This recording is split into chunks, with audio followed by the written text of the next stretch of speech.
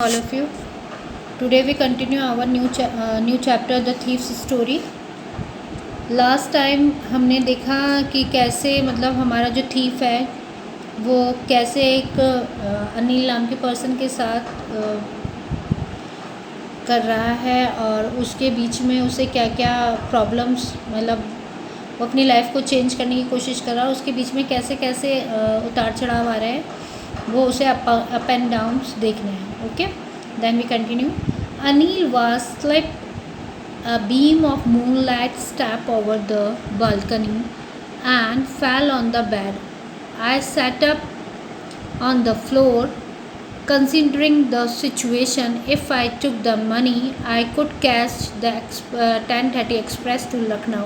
Slipping out of the blanket, I crept up to the bed. Anil was sleeping peacefully.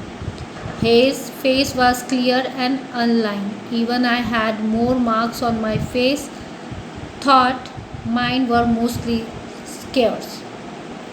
जो अनिल हैं वो सो रहे हैं और जो मून लाइट है उसकी थोड़ी सी किरणें बालकनी की तरफ जाते हुए मेरे को दिख रही है. मैं अपने बेड पर लेटा था.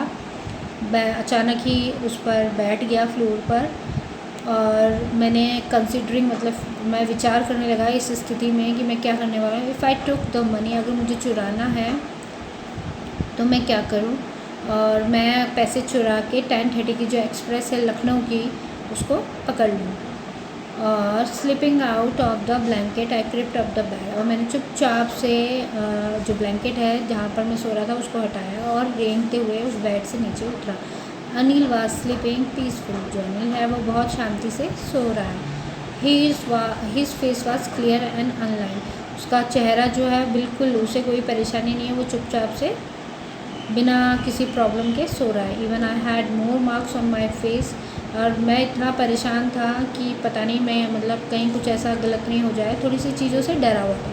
My hand slide under the mattress searching for the notes. When I found them, I drew them out without a sound. Anil signed in his slip and turned on the side towards me. I was settled and quickly crawled out of the room.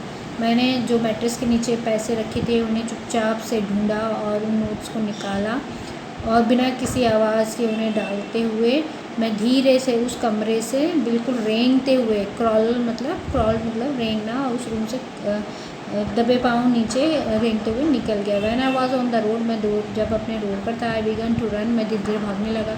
I the notes at my waist held there by the string of my pyjama. अब जो notes थे वो मैंने क्या किया, अपनी कमर के अंदर, जो कमर थी उसमें जो पजामा पहना हुआ था उसके अंदर बांध दिया था. I slow down to the walk and counted the notes, 600 rupees in 50s. I could live like an oil rich Arab for a week or two.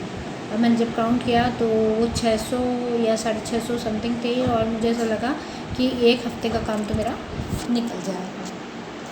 When I reached the station, I did not stop at the ticket office. I had never bought a ticket in my life, but dashed straight to the platform. Up speed, and I should have been able to jump into the carriage, but I hesitated for some reason I can't explain, and I lost the chance to get away. मैं railway station पहुंचा. वहाँ पर मैं अपने आप को मतलब जो टिकट ऑफिस होते हैं जहाँ से टिकट्स लेते हैं वहाँ पर मैंने आज तक ज़िंदगी में कभी वहाँ रुक कर टिकट नहीं लिया था. सो मैं सीधा सीधा चलता रहा और जहाँ लखनऊ एक्सप्रेस आने वाली थी वहाँ के लिए मैं निकला. When the train had gone, I found myself standing alone on the district platform. और बिल्कुल सुनसान पड़े हुए उस प्लेटफॉर्म पर सिर्फ एक अकेला मैं ही था. I had no idea where to spend the night. मैं कहाँ रात बिताऊँ. I had no friends. मेरा कोई दोस्त नहीं. Believing that friends were more trouble than help, and I did not want to make anyone curious by staying at one of the small hostel near the station. The only person I knew really well was the man I had robbed. और मैं पूरे इधर सिर्फ किसको जानता था, जिसके साथ मैंने लूटा. Living the station, I walk slowly through the बाज़ार. और मैं वापस से धीरे धीरे कहाँ गया, बाज़ार की तरफ. In my short career as a thief I had made a study of man's faces when they had lost their goods. The greedy man showed fear The rich man showed anger, the poor man showed acceptance, but I knew that the Anil face when he discovered the thief would show only a touch of sadness, not for the loss of money but for the loss of trust. बिल्कुल बच्चों, यहाँ पर जो हमारा अनिल है उसके लिए मतलब यहाँ पर हमारा जो रॉबर है उसने क्या बताया कि कुछ लोग जो कंजूस होते हैं वो मतलब वो क्यों डरते हैं, मतलब उनको लालचियों को डर लगता है, और जो अमीर होता है वो गुस्से से अपना फेस ऑफ करता है, पुअर मैन उस चीज़ को अपना दुख समझ के एक्सेप्ट कर लेता है। मतलब हर अलग अलग पर्सन अगर जिस चीज़ को उसने लूटा और जितने जनों को उन्होंने लूटा था उन सबके वो मतलब उन चीज़ों को याद नहीं, लेकिन वो अनिल के लिए ये डिस्कवर करते हैं कि अनिल को जब ये पता चलेगा तो वो इसलिए दुखी नहीं होगा कि उसने मनी खोई है, लेकिन इसलिए कि उसने अपना भरोसा खोया है। I found myself in the मैदान and sat down on a bench. The night was chilly, it was early November, and a light drizzle added to my discomfort. Soon it was raining quite heavily. अब मैंने अपने आप को एक खुले मैदान पर बीच के पास पाया और मैं बैठ गया, और वो जो रात थी वो थोड़ी सी ठंडी सी थी, नवंबर की रात थी। थोड़ी धीरे धीरे पहले तो बूंदाबांदी आने लगी थी और फिर अचानक से बहुत तेज़ बारिश हो गई थी, जिससे मैं असहजता महसूस कर रहा था। My shirt and pyjama stuck to my skin and a cold wind blew the rain across my face. और जो हवा थी वो मेरे चेहरे को क्या कर रही थी, मतलब मेरे चेहरे पर डालकर मुझे एक सर्दी का सा एहसास करा रही थी। I went back to the बाज़ार and sat down in the shelter of the clock tower. The clock showed midnight. I felt for the notes. They were damp from the rain. Anil money.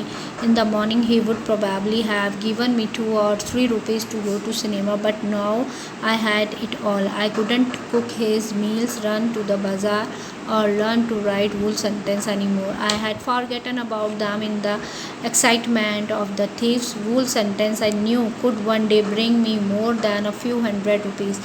It was a simple matter to steal, and something just as simple to be caught, but to be a really big man, a clever and respected man, was something else. I should go back to Anil, I told myself, if only to learn to read and write. I hurried back to the room feeling very nervous, for it is much easier to steal something than to return the undetected. Undetected मतलब जिस चीज़ को हम proper way में चला पाएँ.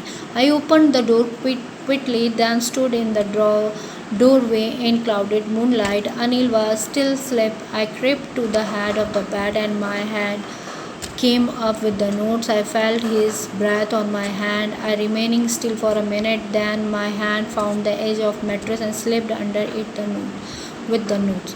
I woke late next morning to find that Anil has already made the tea. He stretched out his hand toward me. There was a 50 rupees note between his finger. My heart sank.